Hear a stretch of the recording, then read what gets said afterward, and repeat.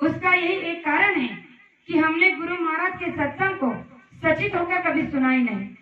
अगर सचित होकर वहाँ एक एक सत्संग को सुन लिया होता तो आज 10 जुलाई 52 से लेकर आज तक के जितने भी सत्संग थे गुरु महाराज के 2012 तक के, तो उनमें से ऐसा कोई प्रमाण हमारे आपके लिए नहीं छोड़ा है कि जिसे सुनकर हम इस रास्ते पर सही दिशा न चल पाए। लेकिन हमने गुरु महाराज के सत्संग को सुना ही नहीं, तो बुनेंगे कहाँ से, चुनेंगे कहाँ से। इसलिए गुरु महाराज ने कहा था कि जब एक समय ऐसा आएगा कि मैं आपके बीच से कहीं दूर चला जाऊंगा, चाहकर भी आप मेरे पास पहुंच नहीं सकते, मैं ऐसा गैर फंसा दूंगा। और उस समय में आप रोगे, चिल्लोगे, तड़पाओगे, लेकिन फिर भी आपको नाम का दान नहीं मिलेगा। और जो नाम का दान आपको मैं आज दे रहा हूँ, काज समझकर इसे अपने पास में रख लो। ये आगे चलकर हीरे जवाहरात से भी ज्यादा अनमोल हो जाएगा।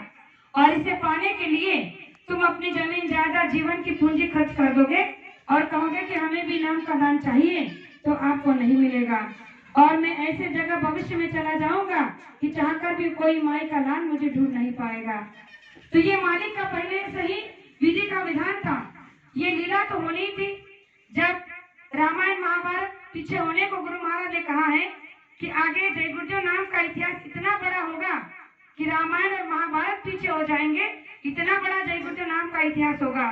तो वो ऐसा ही थोड़ी ना होने वाला है प्रेमियों। हर समय में जब भी युग का परिवर्तन हुआ है, तो हर युग के साथ में जो शक्तियां अवतारी आई है, उन अवतारी शक्तियों ने भी केवल मुट्ठी भर लोगों के साथ में मिलकर परिवर्तन किया है। तो मैं आपसे इतना ही कहना चाहूंगी कि आज अवतारी शक्तियों का सिलसिला नहीं है, आज तो संत महापुरुषों का सिलसिला है।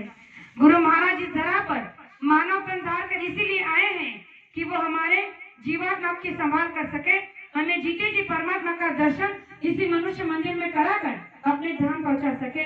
और इसीलिए उन्होंने ये मानव चोला धारण किया था। तो प्रेमियों, लेकिन हम आपकी जो भी समझो कि हमने कमियां थी, इस वजह से हमने गुरु को पहचान नहीं पाए, तो इसमें हमारी कमी थी, गुरु की नहीं। लेकिन जब जब हम पर कोई मुसीबत, दुख, तकलीफ, संकट आया, तो हमने सीधा उंगली गुरु पर उठा दिया कि हम इतने सालों से सत्संगी है, नामदानी है, हमें गुरु की मदद नहीं मिली। तो गुरु महाराज ने कहा कि ये आपकी शिक्षा की कमी है। शिक्षा तो गुरु ने हम सबको बराबर दी, लेकिन हमने प्रदान कितने की, अपने आप में कितना समागम किया, ये हमारे ऊपर निर्भर करता है। इस पर एक छोटा सा प्रमाण देना चाहती हूँ कि संसार में कभी भी कोई भी गुरु अपने शिष्यों को अपनी शिक्षा से वंचित नहीं रखते। वो जब शिक्षा अपने या संस्कार अपने शिष्यों को देते हैं तो बराबर से देते हैं, लेकिन उन संस्कारों को किस तरह से अपने आप में अमल में लाना है, ये शिष्यों पर निर्भर करता है। आप कहोगे कैसे? एक छोटा सा प्रमाण है कि एक महात्मा जी का आश्रम था और उस आश्रम में हमारे आपकी तरह बहुत सारे गुरु प्रेमी वहां आते थे और उनसे शिक्षा प्रदान करते थे। तो बहुत दिन होने के बाद जब सारे शिष्यों का शिक्षा का समय समाप्त हुआ, यानी उनकी शिक्षा प्रदान करने का समय पूरा हो गया, तो उनके गुरुजी ने उन्हें ये आदेश दिया कि कल से आप सभी प्रेमी, सभी छात्र शिष्य जो हैं अपने अपने घरों को चले जाओगे और घर जाकर साधना करोगे और जो बताए उस रास्ते पर चलने की कोशिश करोगे। लेकिन एक बात है, कल घर जाने से पहले सभी प्रेमी इस प्रांगण में जल्द से जल्द उपस्थित हो जाना। अब सभी शिष्यों ने इस आदेश को मान लिया, सुन लिया और सभी अपने अपने कमरे में जाकर सो गए। सुबह जल्दी से सभी छात्र जो भी थे वो सब तैयार होकर प्रांगण में आ गए, क्योंकि गुरु का आदेश था कि उन्हें कुछ मिलने वाला था या कुछ बताने वाले थे। तो सभी शिष्य वहां आकर खड़े हो गए। अब उन्होंने कहा सब आ गए, सबने कहा कि हम सब आ गए। उन्होंने कहा कि घर जाने से पहले मैं आपके एक टेस्ट लेना चाहता हूँ, एक गुरु परीक्षा लेना चाहता हूँ और वो गुरु दक्षिणा मैं किसी एक को देना चाहता हूँ, और जो भी इस टेस्ट में, इस परीक्षा में पास हो जाएगा, उत्तीर्ण हो जाएगा, उसे मैं अपनी गुरु दक्षिणा देना चाहता हूँ। तो उन्होंने कहा कि देखो, यहाँ से कुछ दूरी पर एक सुरंग है और सुरंग से निकलकर, यानी कि यहाँ से निकलकर दौड़ लगानी है और सुरंग से होते हुए आपको दोबारा इसी प्रांगण में आना है। जो सबसे पहले यहाँ पहुंचेगा मैं उसे अपनी गुरु दक्षिणा दूंगा। अब सभी प्रेमी ने जैसे ही आदेश को सुना, सभी फोर्स मची और सभी वहां से दौड़ लगाने लगे। जैसे ही प्रांगण से दौड़े तो उस सुरंग के अंदर गए। जिस सुरंग से अंदर से वो प्रवेश कर रहे थे वहां पर बहुत घना तिमिर अंधकार था। लेकिन जैसे ही प्रेमियों ने अंदर प्रवेश किया तो उनके पैरों में है कांच चुभने लगे और उन्होंने पैरों में जैसे जैसे कांच चुभते थे तो प्रेमी उन्हें निकाल कर फेंकते थे और आगे दौड़ते थे। खून बह रहा था, दर्द हो रहा था, पीड़ा हो रही थी। तो इन बीच में इस होड़ में एक प्रेमी, सभी प्रेमी भाग रहे थे, उसमें से एक शिष्य के पैर में जब वो कांच चुभा तो वो उसी जगह पे रुक गया। उसने सोचा कि अरे मुझे लगता है कि यहाँ पर अगर मुझे कांच चुभा है तो और भी कांच यहाँ पर होंगे और मैं अगर इस कांच को अभी यहाँ फेंक दूंगा और आगे बढ़ जाऊंगा तो मेरे पीछे जो प्रेमी भाई आ रहे हैं उन्हें दर्द हो सकता है, उन्हें पीड़ा हो सकती है। तो आगे दौड़ लगाने से बजाय मैं इन सारे कांचों को चुनकर पहले बाहर कर देता हूँ। और उस अंधेरे में उसने अपने हाथों के सहारे से जहां जहां उसको मिले उस कांच के टुकड़ों को उठा उठाकर अपने जेब में भरने लगा, क्योंकि वहां फेंकने के लिए जगह नहीं थी। और उसे उन सारे कांच के टुकड़ों को उठाता गया। सब उसे धक्का बुक्की कर आगे चलते गए, बढ़ते गए, भागते गए, कोई नहीं रुका। वो अकेला उस सुरंग में उस सारे कांच के टुकड़े ढूंढ रहा है और सारे टुकड़े ढूंढने के बाद वो अकेला पीछे रह गया। सारे प्रेमी निकलकर प्रांगण में जाकर खड़े हो गए।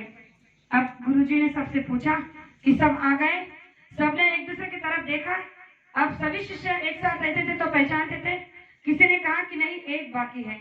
उन्होंने कहा कि ठीक है। जब वो शिष्य जो सबसे पीछे रह गया था, जो सुरंग में कांच के टुकड़े इकट्ठा कर रहा था, वो बाद में वहां पहुंचा तो उन्होंने उनसे पूछा कि तुम इतना लेट क्यों? सब साथ में गए, सब साथ में आए, फिर तुम्हें देरी क्यों हुई?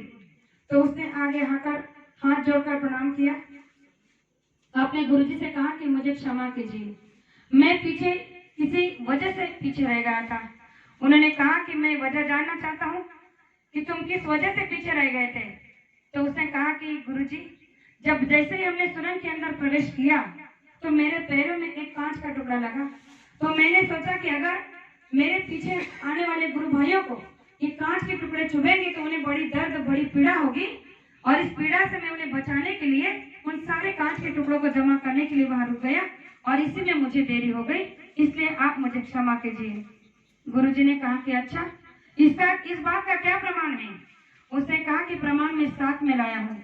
मैं इसलिए नहीं कि तुम्हें दिखा सकूं, लेकिन वो कांच के टुकड़े फेंकने के लिए वहां जगह नहीं थी, इसलिए मैं अपने जेब में भरकर लाया हूँ। उन्होंने कहा कि अच्छा दिखाओ। जैसे आगे आकर उसने अपने जेब से उन कांच के टुकड़ों को निकालकर हथेली पे रखा तो सभी शिष्य गुरु के साथ वहां जो मौजूद थे देखकर चकाचौंध हो गए। सब देख रहे कि वो कांच के टुकड़े नहीं, हीरे थे।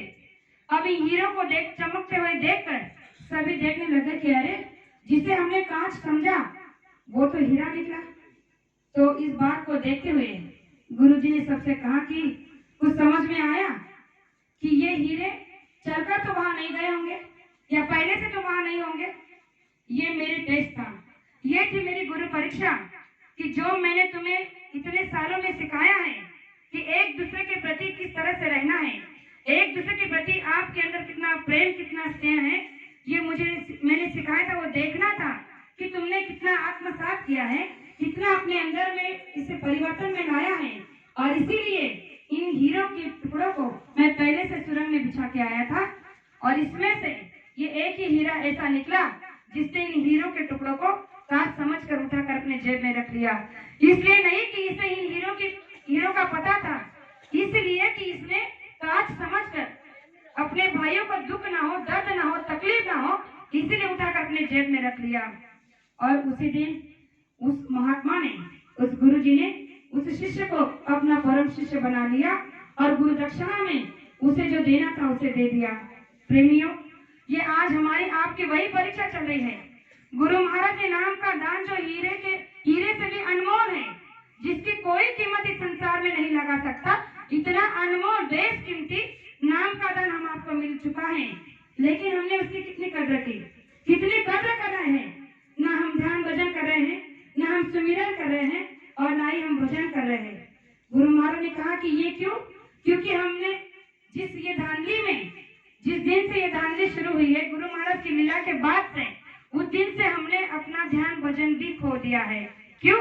क्योंकि हम केवल एक दूसरे की बात सुनने में लगे हैं, एक दूसरे की निंदा करने में लगे हैं, अपने आप पर हमने ध्यान ही नहीं दिया है। गुरु महाराज ने कहा कि ये समय केवल अपने आप पर ध्यान देने का है, गुरु के ऊपर ध्यान देने का है। जो गुरु ने हमें सिखाया है उसे आत्मसात करने का है।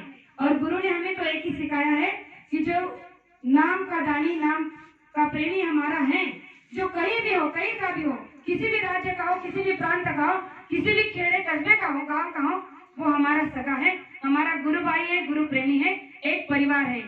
और इसी एकता के लिए आज ये सारा समुदाय यहाँ एकत्रित हुआ है। आज ये जो 5 राज्य यहाँ पर एकत्रित हुए हैं, इसका एक छोटा सा प्रमाण मुझे मिल चुका है कि गुरु महाराज की लीला आज कार्य कर रही है, उनकी महिमा, उनका नाम आज काम कर रहा है कि अभी भी कुछ मुट्ठी भर प्रेमी ऐसे बचे हैं जो इस नाम को बचाने में, इस नाम की महिमा को जगाने में लगे हैं। तो मैं सभी से यही विनती दरखास्त करना चाहूंगी कि हमें ये अनमोल हीरा जैसा जन्म मिला है, इसे यूं ही न गवाएं, और उससे भी बेशकीमती जो नाम का दान हमें मिला है इसकी कद्र करें, ध्यान भजन सिमरन करें, ना कि किसी की बातों में आकर अपना समय बर्बाद करें। गुरु महाराज ने कहा कि सत्संग सबके लिए बहुत जरूरी है और सत्संग में हमेशा आपको जाना ही चाहिए। इससे आपको